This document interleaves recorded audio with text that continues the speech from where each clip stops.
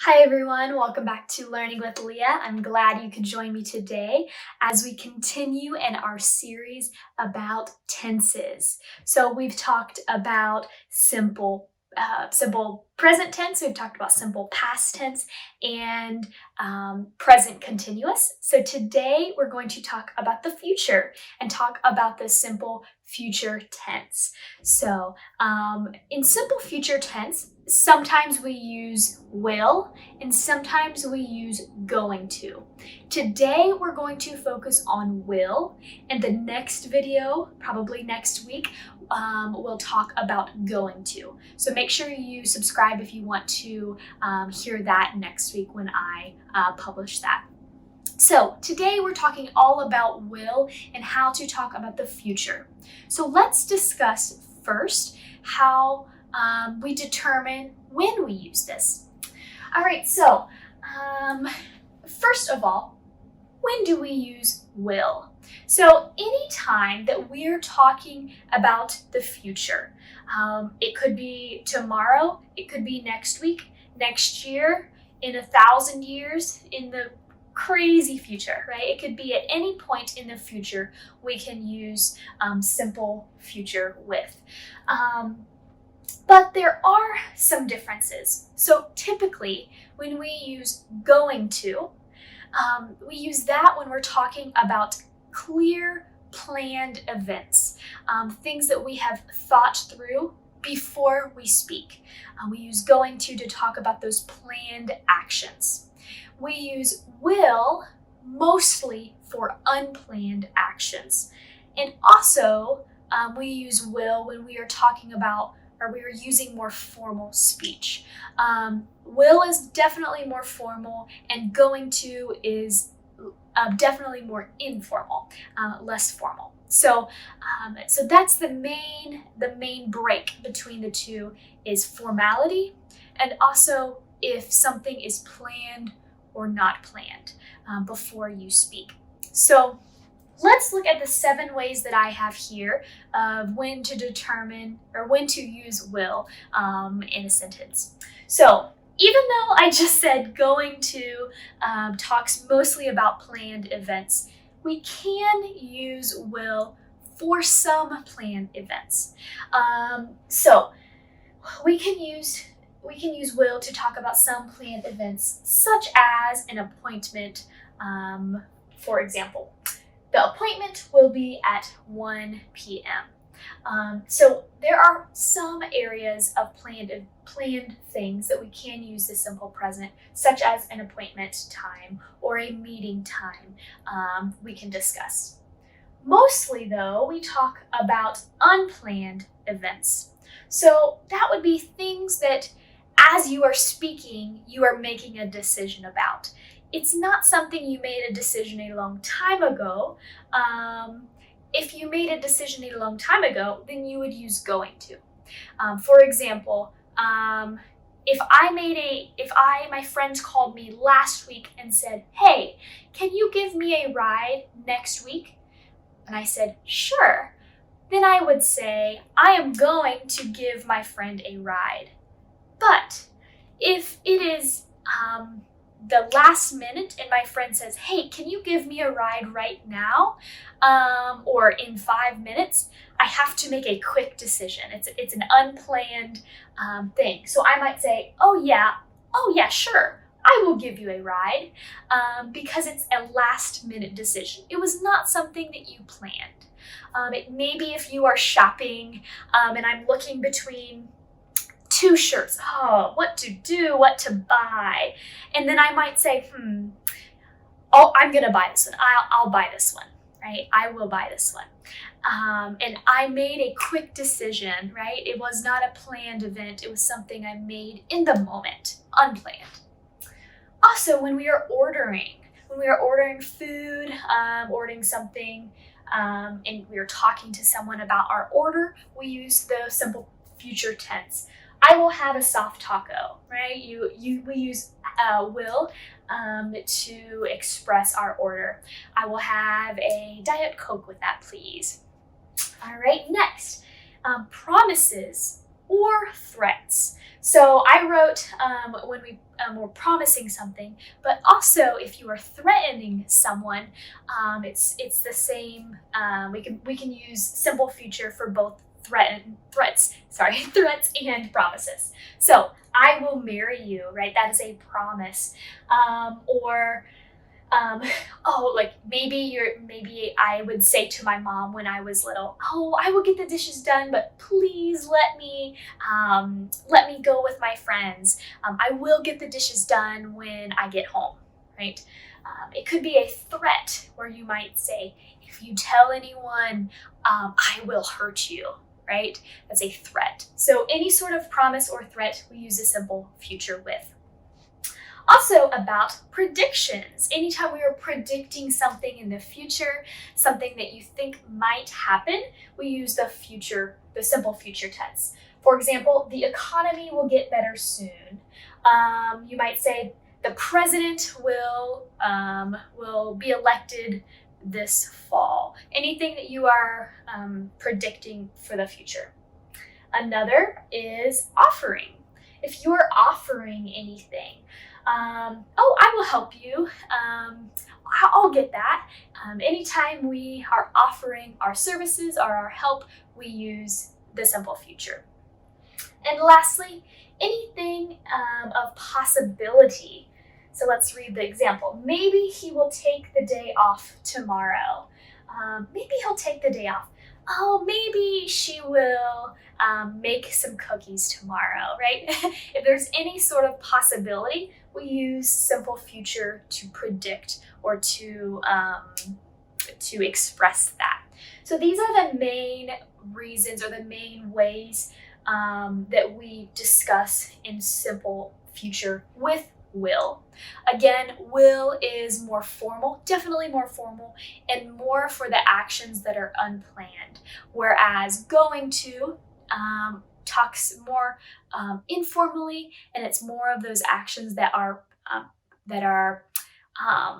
already the decisions that have already been made prior to speaking.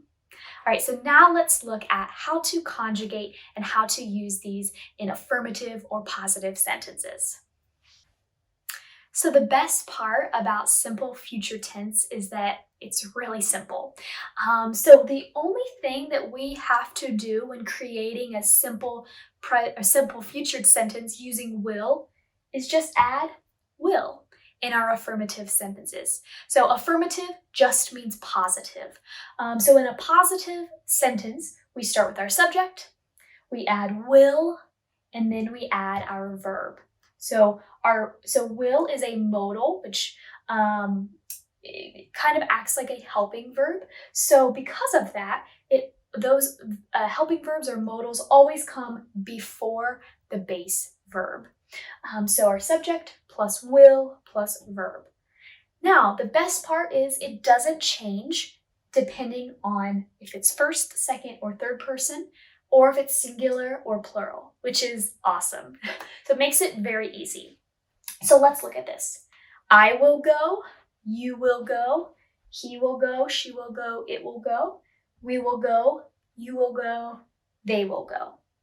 Very easy, right? So we take our subject, we use will, insert will, and then use go. So nothing changes for third person singular. Normally third person singular is the one that changes, but it does not change in any of the persons, or whether it's the first person, second person, third person, or singular or plural, which is great. So let's look at some examples next. I will leave at 10. You will need sunglasses. He will order a new one. We will bake tomorrow. They will fly to Canada. Simple, right? We start with our subject, we add will, and then we add our base form of the verb we want to use. Very simple. We don't have to add any s's, don't have to change any of the verb. We just add will. So next, let's look at negative sentences. So negative sentences are simple as well. So the only thing that is changing for negative sentences is adding not. Just like with our present continuous sentences, the only thing that changed was just to add not in there. So we start with our subject, we add will, we add our negative, which is not, and then our verb. What's important is that not has to be between will and the verb. Okay, it's always between our helping verb or our modal and the main verb. Right? So, will, not, verb. All right, so let's look at the examples. I will not go, you will not go, he will not go, she will not go, it will not go, we will not go, you will not go, they will not go. All right, so it's very simple. Now, one thing that's very important is that in English, we like to push our words together to say them fast. When we say will not, that sounds very formal and it's not very natural. It's difficult to say. So we almost always push our words together and form a contraction. So our contraction, if we put will and not together, it becomes won't. Won't. Say it again, won't. Okay, so it's W-O-N-T. And we have an apostrophe, okay? Will not becomes won't. Right, this is a contraction, So we would read, I won't go, you can say won't, instead of will not. I won't go, you won't go, he won't go, okay? The meaning is the same, it's just easier to say. All right, let's look at some examples. I won't see you tomorrow, or I will not see you tomorrow. You won't study. He won't go out of town. We won't eat without you. They won't be in a play. Again, all of these we can use and take apart and say will not, but again, it's more natural for English speakers to make a contraction. So we always use subject first, will plus not, plus our verb, our main verb, okay? Or we take will and not together, smush them together. All right, now let's look at questions.